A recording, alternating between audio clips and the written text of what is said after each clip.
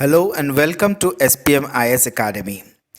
Today, that is 24th April, is celebrated as National Panchayati Raj Day, and on this occasion, in this particular video, we will see a few things about Panchayati Raj institutions in Assam.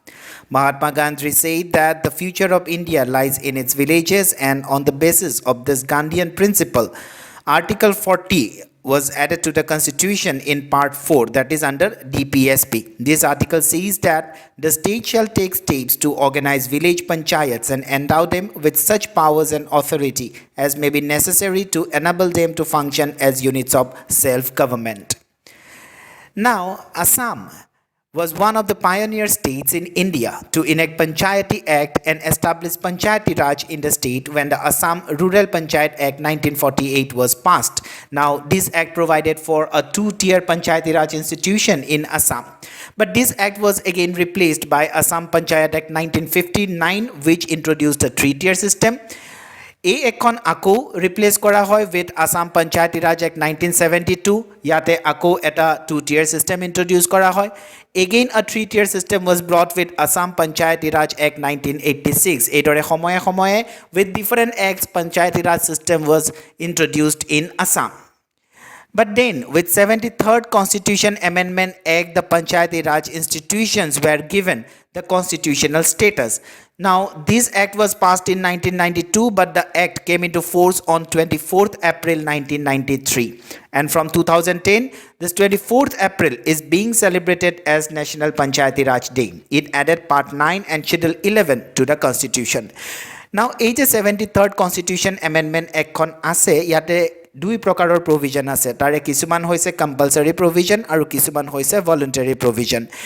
এই একখনৰ আন্ডাৰত কোৱা হয় যে বিভিন্ন ষ্টেটৰ state লেজিসলেচাৰে Panchayati Raj ইনষ্টিটিউচনৰ related এখন act pass কৰিব নিজৰ নিজৰ ষ্টেটৰ আৰু সেই একখনত যোনবিলাক কম্পালসৰি প্ৰভিজন আছে সেই গোটেই কম্পালসৰি প্ৰভিজনবিলাক ইনক্লুড থাকিব লাগিব আৰু ভলান্টাৰী প্ৰভিজনৰ ভিতৰত তেওঁলোকে যোনকেইটা প্ৰভিজন ল'ব বিচাৰে সেইকেইটা তেওঁলোকে ইনক্লুড কৰিব পাৰে.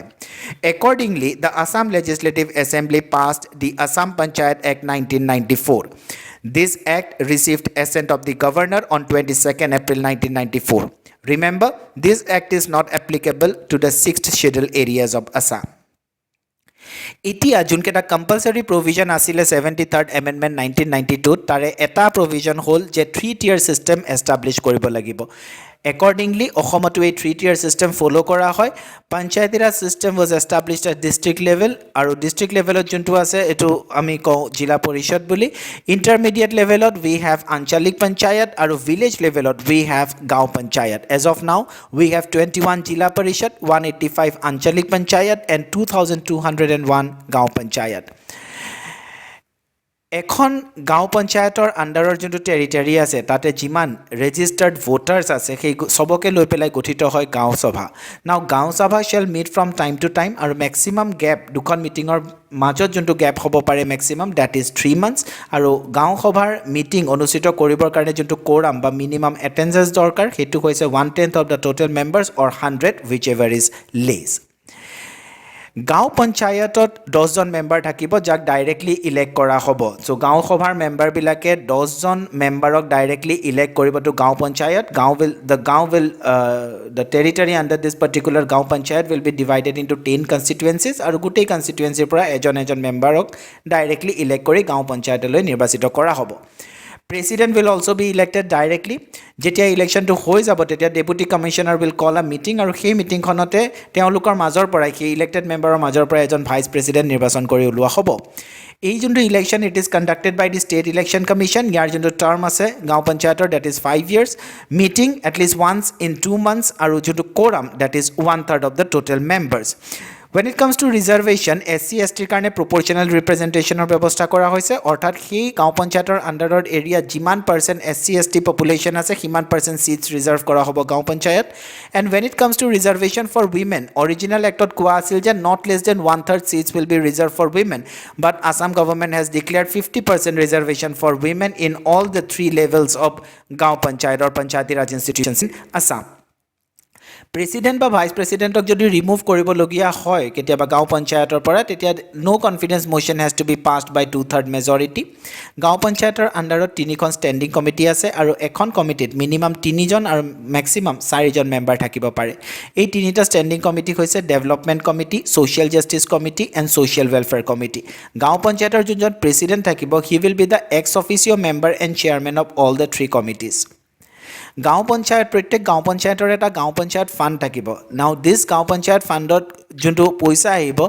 that will come from the contribution and grants from central and state government, contribution and grants from Zila Parishad and Anchalik Panchayat, loans granted by central and state government, then কিছুমান ট্যাক্সেছ rates আৰু fees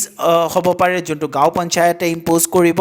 then গাঁও পঞ্চায়তৰ আণ্ডাৰত কিছুমান যদি school hospital ডিছপেঞ্চেৰী buildings এনেকুৱা কিছুমান বনাইছে বা যাৰ কণ্ট্ৰল আৰু মেনেজমেণ্ট গাঁও পঞ্চায়তৰ আণ্ডাৰত দিয়া আছে তো তেওঁলোকৰ পৰা তাৰ পৰা কিছু পইচা আহিব পাৰে দেন কিছুমান ট্ৰাষ্ট বা এণ্ডাউমেণ্টৰ পৰা কিছুমান গিফ্ট আৰু কণ্ট্ৰিবিউশ্যন আহিব পাৰে আৰু there may be some fines and penalties imposed or realize by this Gaon Panchayat চ' এই গোটেইবিলাক আহিব গাঁও পঞ্চায়ত ফাণ্ডলৈ এতিয়া ষ্টেট কনচলিডেটেড ফাণ্ডৰ পৰাও কিছুমান গ্ৰেণ্ট টাইম টু টাইম গাঁও পঞ্চায়তক দিয়া হয় and that will be given on the recommendation of the state finance commission next comes আঞ্চলিক পঞ্চায়ত এতিয়া আঞ্চলিক পঞ্চায়তলৈ এজন মেম্বাৰ গোটেই গাঁও পঞ্চায়তৰ পৰা এজন মেম্বাৰ ইলেক্ট হৈ পেলাই আহিব one member from each Gaon Panchayat president and vice president will be elected indirectly from amongst the members of the Anchalik Panchayat and MP and MLA MP মানে অকল লোক সভাৰ MP and MLA of the state representing constituencies which comprise wholly or partly the Anchalik Panchayat will also be member of the Anchalik Panchayat আৰু এই আঞ্চলিক পঞ্চায়তটো block লেভেলত হয় আৰু যোনজন ব্লক ডেভেলপমেণ্ট অফিচাৰ থাকিব বা such other officer as may be appointed by the governor shall hold the post of the executive officer and secretary of the Anchalik Panchayat আৰু এই যোনজন এক্সিকিউটিভ অফিচাৰ বা ছেক্ৰেটাৰী থাকিব আঞ্চলিক পঞ্চায়তৰ তেওঁ যিকোনো মিটিং তাতে এটেণ্ড কৰিব পাৰিব কিন্তু তেওঁ কোনো ৰিজলিউশ্যন তেওঁ মুভ কৰিব নোৱাৰে আৰু তেওঁ কোনো ভোট তাতে দিব নোৱাৰে আঞ্চলিক panchayat will also have 3 standing committees maximum member will be 6 এই তিনিখন কমিটি হৈছে general standing committee finance audit and planning committee and social justice committee next comes জিলা পৰিষদ জিলা পৰিষদৰ যদি আমি কম্পজিশ্যনটো চাওঁ then one member from each territorial constituency will be directly elected by the members of that territorial constituency গতিকে গোটেই জিলাখনক বেলেগ বেলেগ টেৰিটৰিত ডিভাইড কৰি তাতে ডাইৰেক্ট ইলেকশ্যনৰ থ্ৰু এজন মেম্বাৰ প্ৰত্যেক কনষ্টিটুৱেঞ্চিৰ পৰা আহিব president and vice president will be elected indirectly and MP and MLAs will be the member of the Zila Parishad and president of the Anchalik Panchayats will also be the member of the Zila Parishad জিলা পৰিষদৰ যোনটো meeting হ'ব that will be once in every 3 months আৰু জিলা পৰিষদৰ যদি president বা vice প্ৰেচিডেণ্টক remove কৰিব লাগে then a no confidence motion has to be pass by 2/3 majority আৰু এই নো কনফিডেন্স মোশ্যনটো ইনিচিয়েট কৰিবৰ কাৰণে it has to be sign by 1/3 of the total members জিলা পৰিষদৰ যোনকেইটা ষ্টেণ্ডিং কমিটি আছে তাতে মেক্সিমাম মেম্বাৰ হ'ব পাৰে 5জন এই কমিটিকেইটা হৈছে general standing committee finance and audit committee social justice committee and planning and development committee গভৰ্ণমেণ্টে এডিশ্যনেল ডেপুটি কমিশ্যনাৰক এই যোনটো জিলা পৰিষদ থাকিব তাৰ চিফ এক্সিকিউটিভ অফিচাৰ হিচাপে এপইণ্ট কৰিব বা তেওঁ এডিশ্যনেল ডেপুটি কমিশ্যনাৰ হ'ব পাৰে বা এডিশ্যনেল ডেপুটি কমিশ্যনাৰৰ ওপৰ ৰেংকৰ যিকোনো এজন অফিচাৰক তেওঁলোকে এপইণ্ট কৰিব পাৰে as chief executive officer of the zila parishad এতিয়া পঞ্চায়তী ৰাজ ইনষ্টিটিউশ্যন যোনটো 3টা লেভেলত আছে গাঁও পঞ্চায়ত আঞ্চলিক পঞ্চায়ত আৰু জিলা পৰিষদ নৰ্মেল যোনটো টাৰ্ম হৈছে সেইটো হৈছে 5 বছৰ বাট কিন্তু কেতিয়াবা 5 বছৰ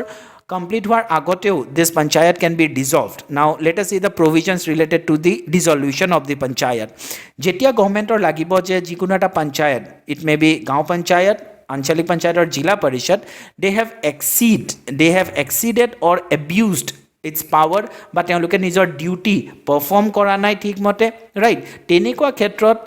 গভৰ্ণমেণ্টে এই পঞ্চায়তটো ডিজলভ কৰিব পাৰে তেওঁলোকে এটা অৰ্ডাৰ পাব্লিছ কৰিব ইন দি অফিচিয়েল গেজেট য'ত তেওঁলোকে ডিক্লেয়াৰ কৰিব যে এই পাৰ্টিকুলাৰ পঞ্চায়তটো ডিজলভ কৰা হৈছে but before publishing an order the government will communicate the grounds on which it proposes to do so আৰু এটা ৰিজনেবল টাইম দিব পঞ্চায়তটো কোৰ্টটোক যে তেওঁলোকে শো কজ দিব পাৰে against the proposal and consider its explanation or objection if any এতিয়া যেতিয়া এটা পঞ্চায়ত ডিজলভ হৈ যায় তেতিয়া newly elected panchayat will continue for the remainder of the period অৰ্থাৎ নৰ্মেল টাৰ্ম যদি 5 বছৰ আছিল আৰু 3 বছৰত ডিজলভ হৈ গৈছে তেনেহ'লে newly elected panchayat will continue for remaining 2 years কিন্তু যদি remainder of the period is less than 6 months যদি 4.5 বছৰ পিছত ডিজলভ হৈছে আৰু ডিজলভ হোৱাৰ পিছত ৰিমাইণ্ডাৰ অফ দ্য পিৰিয়ড মানে অকল 4-5 মাহ বাকী আছিলে তেনে ক্ষেত্ৰত কিন্তু যোনটো নিউলি ইলেক্টেড জিলা পৰিষদ বা আঞ্চলিক পঞ্চায়ত বা গাঁও পঞ্চায়ত হ'ব that will continue for the full term of 5 years কিন্তু remainder of the period যদি 6 মাহতকৈ বেছি হয় তেনেহ'লে newly elected panchayat will continue for the remainder of the period so these are the main provisions for Panchayati Raj institutions in Assam